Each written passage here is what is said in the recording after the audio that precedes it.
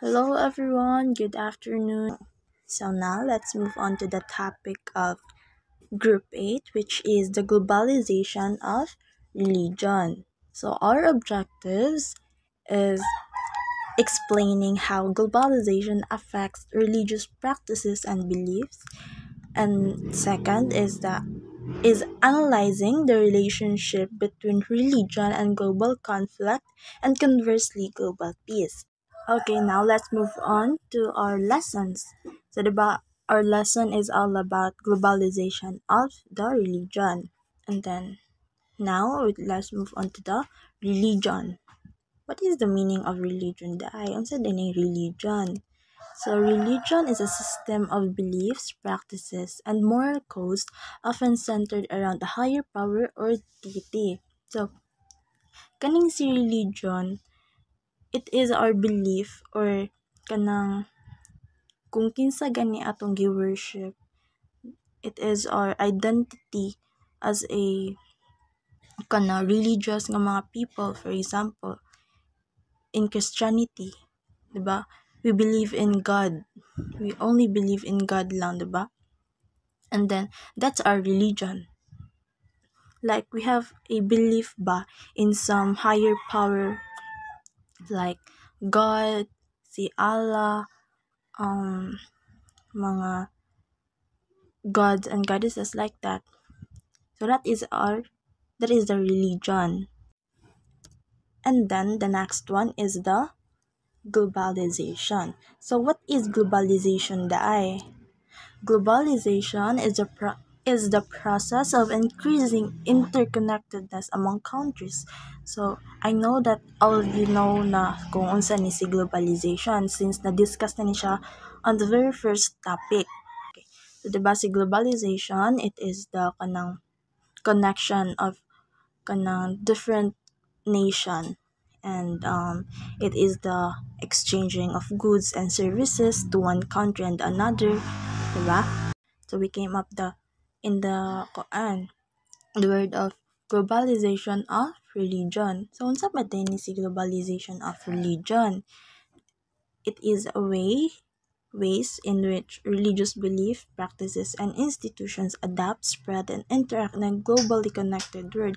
So, kani si globalization of religion, mao ni ang interconnectedness of religious beliefs, mga practices across different countries, and due to increase of technology, migration, media, kay naka-help na siya para mas mag-diffuse kani or mas maduol ang kanang mga tao regarding sa religion. Next one is religious practices and beliefs. So when we say religious practices, it is a practices nga naanda na nato. So diba, it says nga religious practices are the rituals and behaviors that adherents perform to express their belief.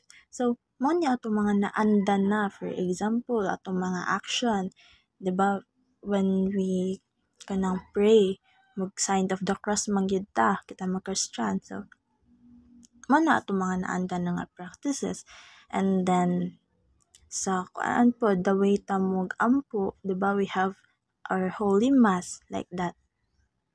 And then when we say religious belief, it is our mga pagtuo, kinsa magituoan nato, like nagtuo ta ni God, and nagtuo pud ta ni Mother Mary, mga saints, sa mga different saints. So now there are 6 major religious groups.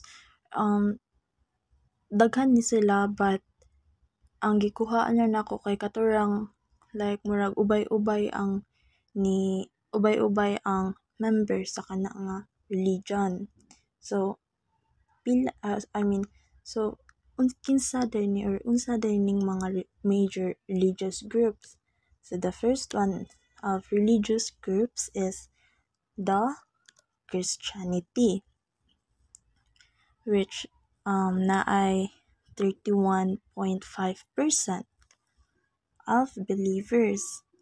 So si Christianity, it is a person, or among Christians, it is a person who believes in and follows the teachings of Jesus Christ. And we believe nga si Jesus Christ is the Son of God. Next one will be the Islam, which have the 23.2% of believers.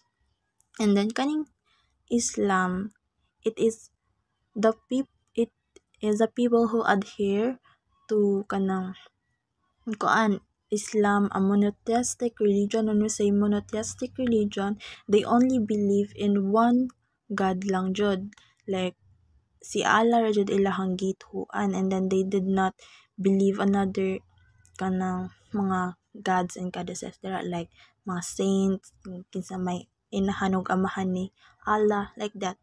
So they just kanang believe ra jud ni Allah, and it is their Abrahamic tradition.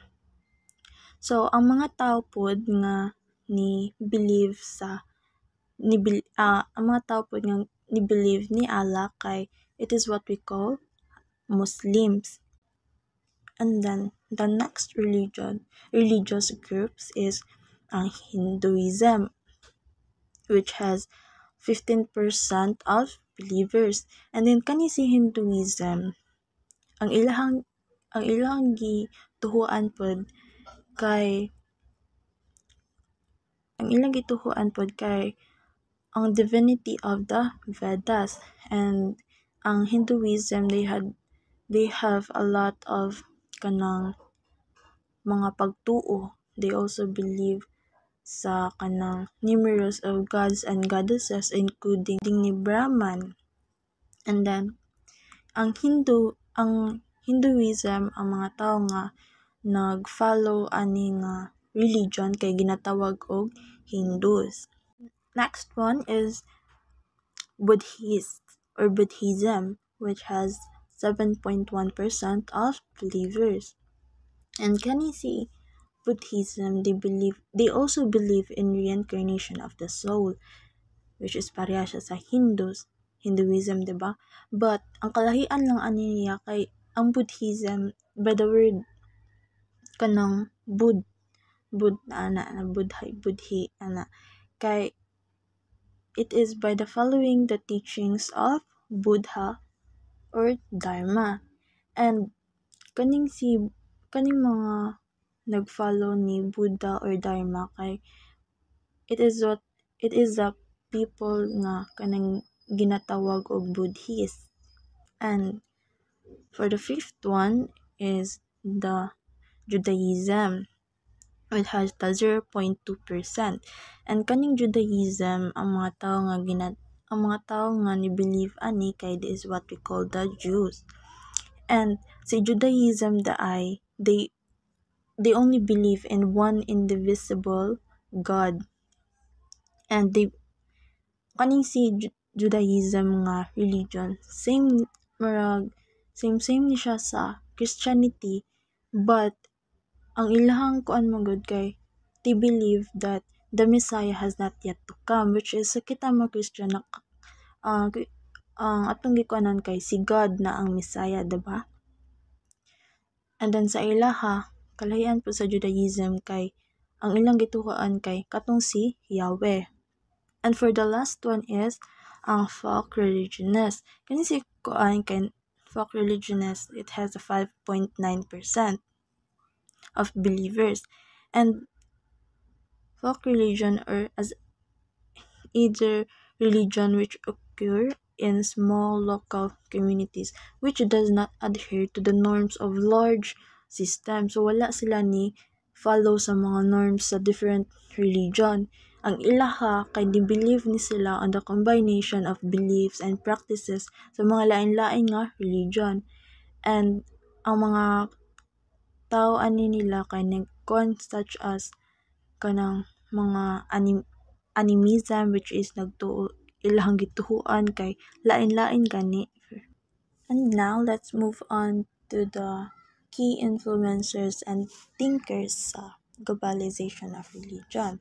The first one is si Emily Durkheim. So, Emily Durkheim saw religion as the glue that holds society together. So, si Emily Durkheim daw, nagtuon ni siya or iyang belief or iyang nating nga ang religion daw kay mao ni ang way, it is a way para ang mga tao kay magkahiusa and it sticks like a glue, diba? So, para niya, ang religion kay dili lang daw about sa mga pag-ampo, rituals, kundi usab pod din ni siya ka way para ma-unite ang tao sa different nga mga countries. The next influencer is si Max Weber. His work suggests that religious beliefs and values are not separated from other aspects of society. So, same with Durkheim, si Max Weber ni ana daw siya nga ang religious beliefs and values kay dili daw na siya gihapon separate sa society. It means nga ang religious beliefs and values nato kay naana na daw na gyud. And para sa iya kung ang tao daw kay relihiyoso or religious maka-influence daw na siya sa ilahang pagpanarbaho unsa ilang discipline sa ilang pagtrabaho nila. And then the next one or the next influencer is Peter Berger. So Berger argued that globalization has not led to secularization but rather to the rise of religious pluralism and choice. So si Peter Berger nagtuon ni siya nga ang religion kay mawala daw ni siya when the world becomes kanang modern na gani, like daghan nagma-change sa kalibutan, mawala na daw ang religion. But then he realized nga mas nagpadayon gyud ang religion and mas nidako and mas nagka-influence ni siya sa society. And it is because of sa globalization. So, the fourth influencer is si Roland Robertson. So, Roland Robertson viewed religion as a central component of globalization, arguing that it's not just a casualty or beneficiary. So, si Robertson na ana siya nga ang religion daw kay mao daw ni ang center component sa globalization, and si Robertson pod ang kanang famous or napasikat sa globalization, which means the combination of global and the local. So, kani siya kay nagpasabot ni nga kanang ang religion daw kay spread na daw ni siya sa kalibutan, and kanang even if ang ang religion kay spread na siya sa kalibutan, naa gihapon didto ang presence sa local nga culture. And then si Robertson ang iyaha lang yung gi-viewed kay ang religion daw pinaka-importante daw ni siya nga component sa globalization. And the last influencer is si Victor Rondometov. Si Rondometov argues in favor of using globalization instead of modernization as the main vehicle for analyzing religion. So, kaning si Rondometov, ang iya sa daw kay iyang gitun-an ang religion nga mao sa daw ni gyud ang usa ka source or usa ka kanang nga dili na ma-separate sa modern or sa society nato, even if magsige pag kanang ka rapid nga changes ang atong kalibutan, di daw gihapon mawagtang ang religion. And mo ni ginatawag ni niya as transnational religion kay karon daw tungod sa technology, social media, and sa migration, ang religion na dali na kaayo ni katag sa tibuok kalibutan. And makita man sa dinato sa kanang Filipino Catholics abroad, diba? Daghan na kayo mga Catholic yun nga ni migrate sa kanang foreign countries para mo-spread out pud sila sa ilahang para ma-spread out nila ang religion nga Christianity. So the ideas of these 5 influencers kay same ra jud kaayo nga si religion daw kay dili na daw ni siya mawala sa atong society and mas ni-improve ni siya by the use of globalization. And mas ni daghan daw or mas nag-spread out daw ang mga religion sa isig ka lain nga countries kay naa na may migration, there's a technology, mga social media and ana. So, ang globalization ug religion kay nagsuporta daw ni siya sa pag-unite gani sa mga tao. And that's all. Thank you. Good morning, everyone. I am Gerald J. Villarin, and we will gonna continue our reporting of Group 8 about globalization and religion. So first, before we get started, we'll have a quick overview about what is globalization and religion. No? So globalization is the process of interconnection of and integration among people and nation through communication, trade, and culture. So kita naman tanan kabalo naon sa globalization kay sa first lesson pa lang ay gitakod na sa ato ano. While ang religion on the other hand refers to a set of beliefs and practices that guides people's values and behavior. So kabalo naman ta nga naa naman tay mga tagsatag sa idea what is religion, no? Because this is our norms, it is our faith nga nagga-guide sa ato to do the good deeds, no?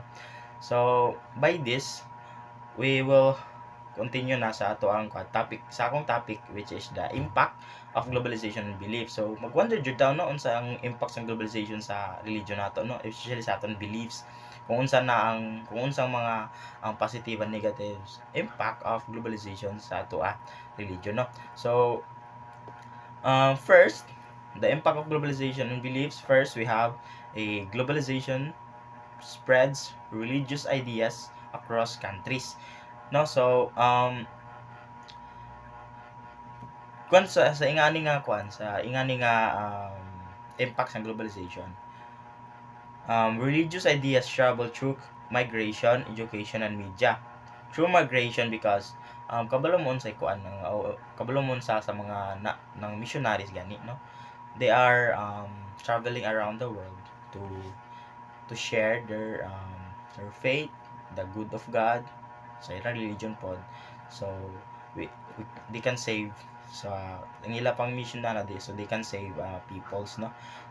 And through education because karon especially sa grade 12, no, sa UM's grade 12, we have a core subject, no, which is the religion, no. So we talked about different religions, different traditions, no, kung unsa ang tradition sa usa ka religion, no. Then through media, especially media, no, because we can see in a lot of social medias, we can see yung mga practices ng religion sa landaan ng mga countries, unsa ang ila dito mga pagtuo, di ba? So globalization spreads religious good across the countries. Because of that, people are more aware of the other faiths. Example, Christianity, Islam, Buddhism, and Hinduism, no. So I will not go further about na sa kining mga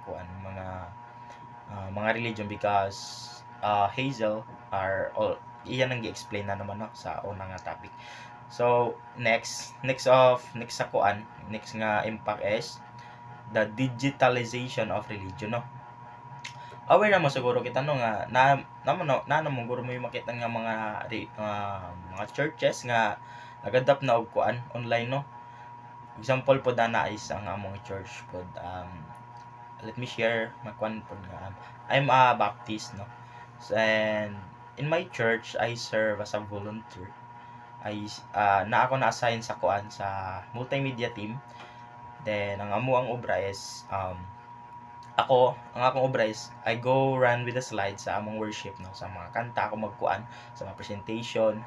Then our team also is i-adapt pod siya og kanang live stream gani live stream ba, basta mag-live, no, mag-live me, so that ang among ibang members sa church nga wala ka attend or naa sa layo sila, still can connect with us sa amuang service kada Sunday, no. Then ang pinaka ni arise ni siya nga kuno nga idea ang live streaming sa mass because of example kani during the pandemic yun, no, ni arise gid siya, online worship and virtual prayers become common. Kabalo mo kuan ka ng church nga si CF, no, dako kay na sila nga kuan nga congregation sa simbahan, Christian. Then nasa sila TV, no, nasa sila channel gid ila si CF sa TV, makisem sa TV especially. Then kusog pud sila sa kuan sa online, sa social media kana Facebook, TikTok, no, na they share, dili lang sila is through church lang gid sila nagawali, but also they adapt in online so that kanang mga tanang ilang member or other people nga kuan na masagla sa internet nag-scroll ra, so they will know who God or unsa ang ilang mga faith yun or mga religion nga ilang ma-embark sa ibang tao, no. Sorry kini technology allowed people to stay connected in faith. Amo na, di ba, dili man lang good services kag mga products ang atong through globalization, no. We also kuan sa technology, amo atong pugid nang gi-share technology through globalization. So mao na nagka-modern karon ang panahon, so nagakuan pod ang nagka-adapt pod ang mga simbahan, no. So, and then next is next impact is the globalization of religion, no.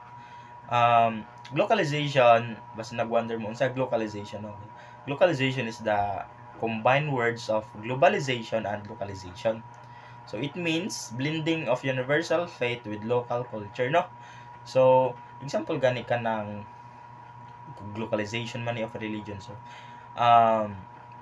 naay mga faith sa other countries, then we are influenced, so atong gi-blend na sa atong culture karon. Example, correct me if I'm wrong, no? Siguro katong kuan sa Spanish time, no, katong wala pa tagisakop, I don't know kung sa nga atong religion atong nga time, but because of atong colonization, no, nagkakuan kita Christianity nga religion, no, sa tungod sa tong bali katong nga mga culture nato nahaluan gani sang mga sa tungod sa Christianity tungod sa Christianity tungod sa tong colonization, no, nahaluan kina atong mga culture. Wanang karon naa na kita mga bunyag-bunyag kana, di ba, because of the other kuan la siya mga religion sa other countries nga na-influence pud kita, no. Then aton gi-combine ang aton own culture with the same faith nga i-embark sa mga nag-influence sa ato. Then next kay ang localization, no, naa siya mga types. First is the vernaculization. It means adapting language, no. So familiar ba mo kanang mga kuan gani mga memes nga example sa flip top, no, unsa mo ka kuan nang nagkuan siya mga mga Latin gani nga mga words, no. Naapod kang kanta, no, nga mga words is Latin, mga Greek, because sila mong gud ang unang na-experience nga na mga faith, no. Then kita we are just influenced by them, no. So we are adapting their language to strengthen our faith and our religion, no. Nag-adapt kita nga na, no, because we see it nga daw kana makapa-strengthen sa ato, so we adapt their language, no. Then next is the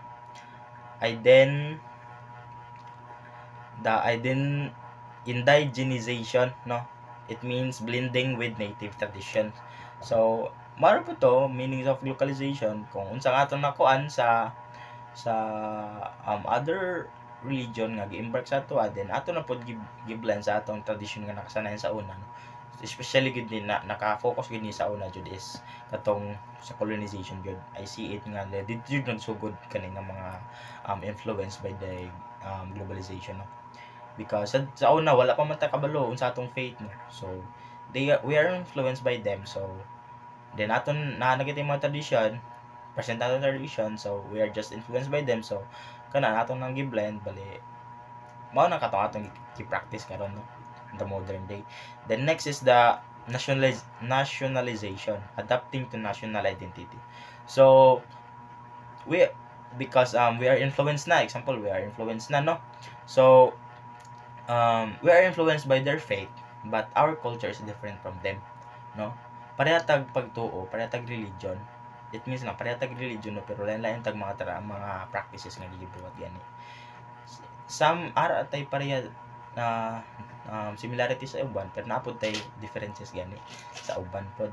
Then because of that, makakita mo usahay ana siguro sa TikTok no. Example ka ng mga documentaries about Philippines, di ba usahay ilang ma-mention nga Philippines is a Christianity centered religion no, kay gamera man ang Muslim dili sa ato Philippines, laban man tag Kristiyano. So moingon pud sa mga narrators sa kanang vlog nga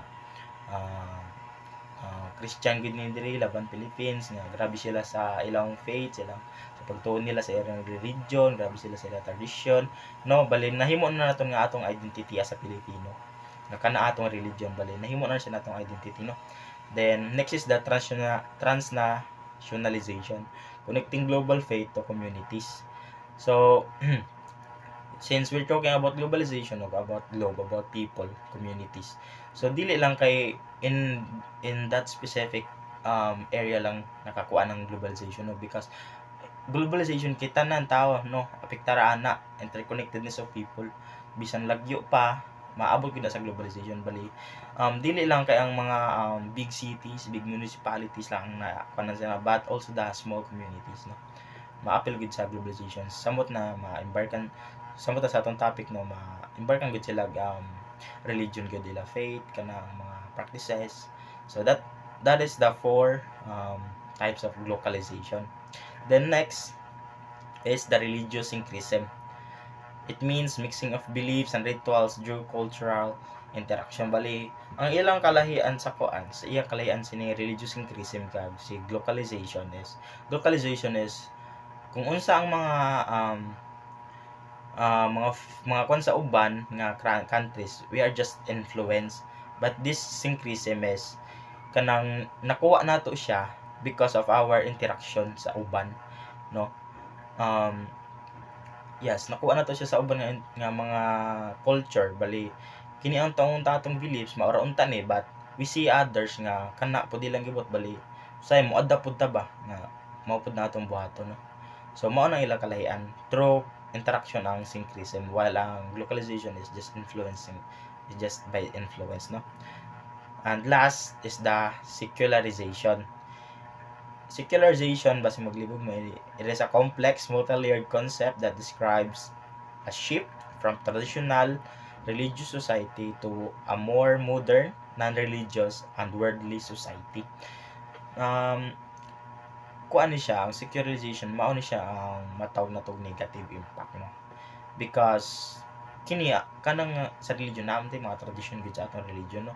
So we do this nga mga tradition, but because of the modern world, nagka-modern man ta, nagka-modern man ta, we adapt pud sa modern.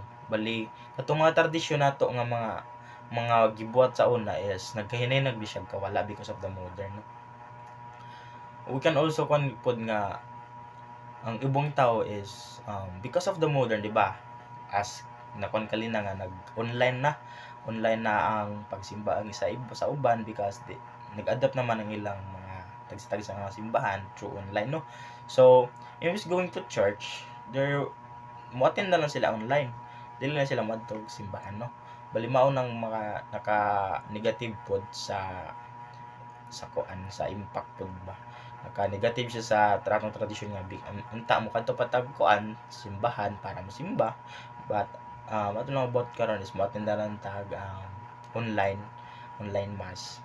So medyo nakakuan po sa atong tradisyon nga tugaw. Mao na siya akong example. So modernization reduces the dominance of religious institution. So mao na murag negative impact siya sa kuan, sa belief sa sarili sa mga religion no? Because of modern kuan nga mapadali naman, so dira na lang sila kutog, dili na sila mo kuan sa next pa. Then I guess that is mauna to tanan. So in um, summarization of impact. So first, the impact of globalization in our beliefs is globalization spreads religious ideas across countries. Next is it brings digitalization of religion.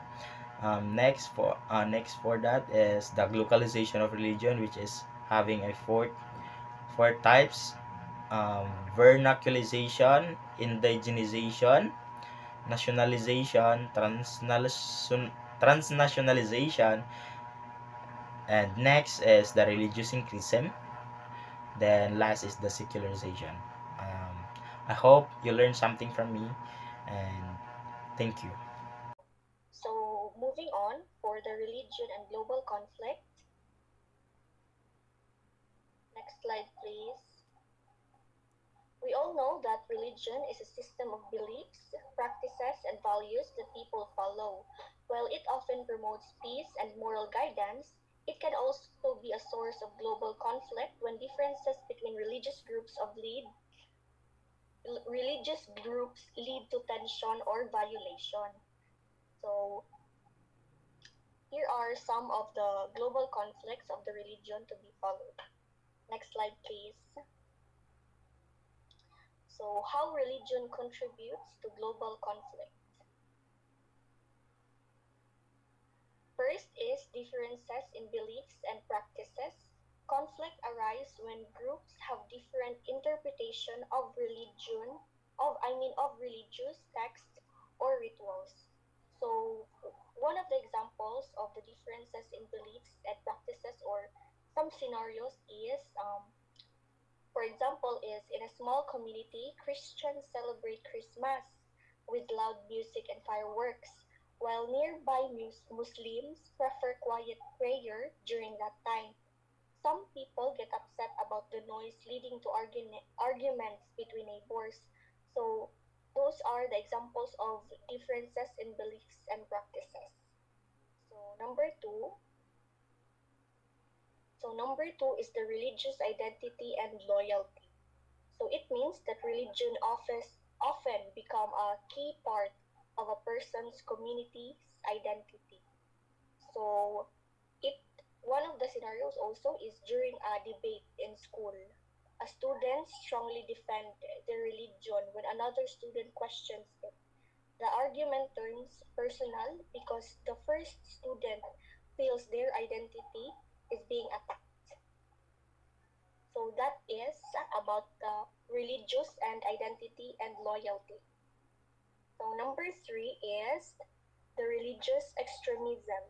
When we say religious extremisms, extremist groups may use religion to justify violence or political agendas. So for example is a radical group believes only their religion is right and attacks people from other faiths to force them to convert. So this causes fear and division in the community. So number four is the use in politics and money.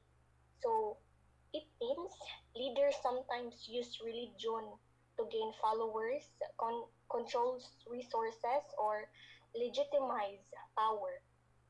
So for example is a politician uses religious speeches to win votes, promising favors to certain church groups. Later, the politician gives government money to those groups as a reward for their support. So, and the last one is the misunderstanding and fear. So, misunderstanding and fear is the lack of knowledge and prejudice can create tension between religious groups. So, for example, is a person sees someone wearing a turban or wrongly assumes they are dangerous because of what they saw on TV. This misunderstanding leads to discrimination and fear. So, next slide is, for example, clashes between groups of different faiths like Muslim and Christians in certain regions often start from misunderstanding and intolerance, not from religion itself.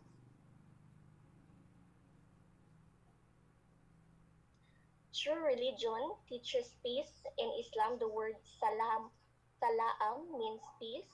In Christianity, Jesus teaches us to love your enemies. In Buddhism, peace begins with oneself. All this teaching reminds us that religion, at its core, is meant to unite, not divide.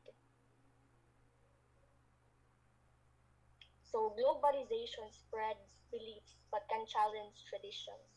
Religion can cause conflict if misused, but peace if respected.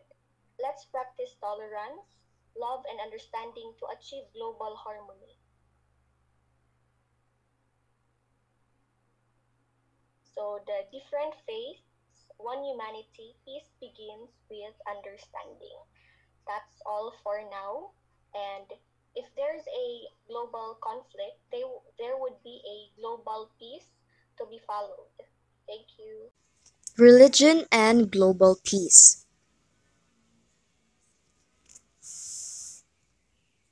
Now, what is global peace? So, the concept of global peace or world peace is an aspirational state that goes beyond the mere absence of war.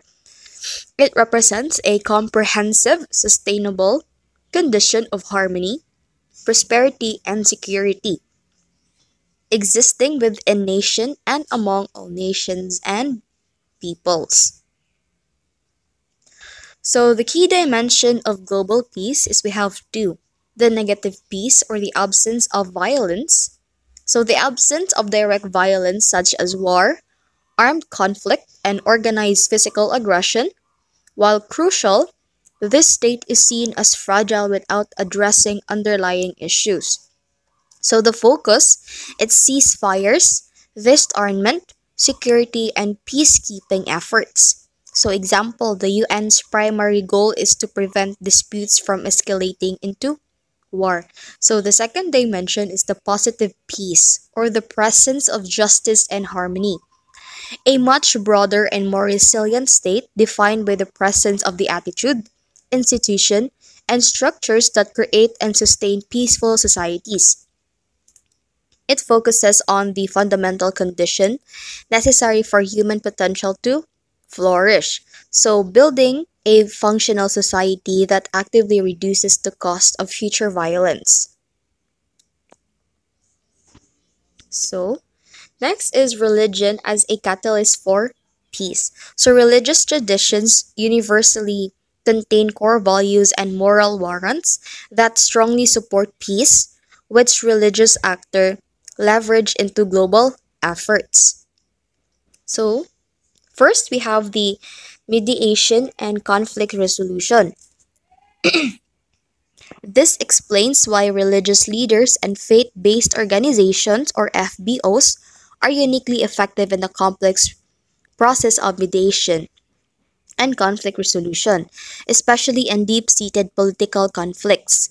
Their credibility stems from their moral authority and their distinct position outside the political framework. So, next we have the reconciliation and forgiveness.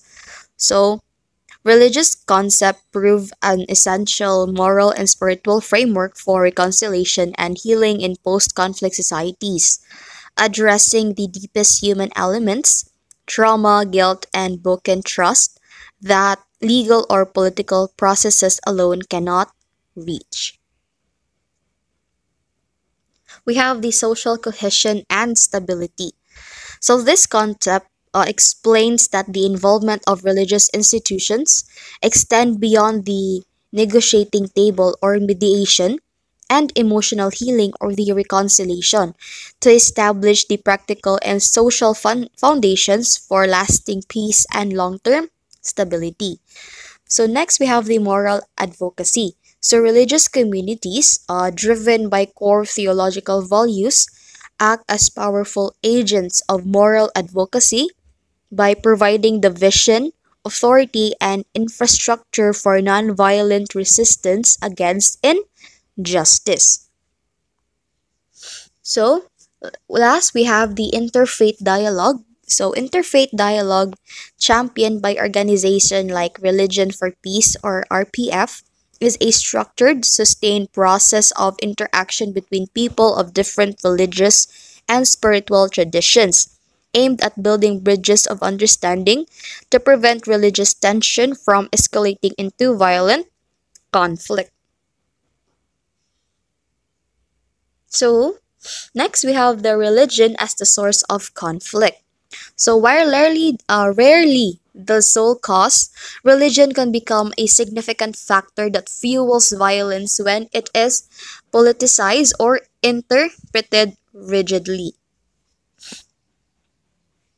So first we have the identity marker. So this dynamic describes how religion is often um, instrumentalized or fused with other forms of group identity, transforming a purely political or ethnic rivalry within an emotionally charged, seemingly irresolvable conflict. It's less about the theological disputes and more about using a religious label to delineate who belongs and who doesn't. So we have justification for violence.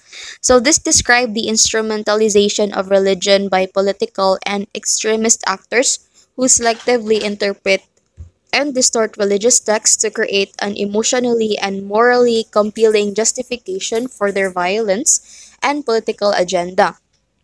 So this process transforms a secular struggle into an existential holy war. So last, we have the protected conflict. So, this explains that when a political or territorial dispute is recast as a religious imperative or a defense of a sacrificed value, its fundamentality alters the conflict's nature, transforming it into a zero sum game where no compromise is possible.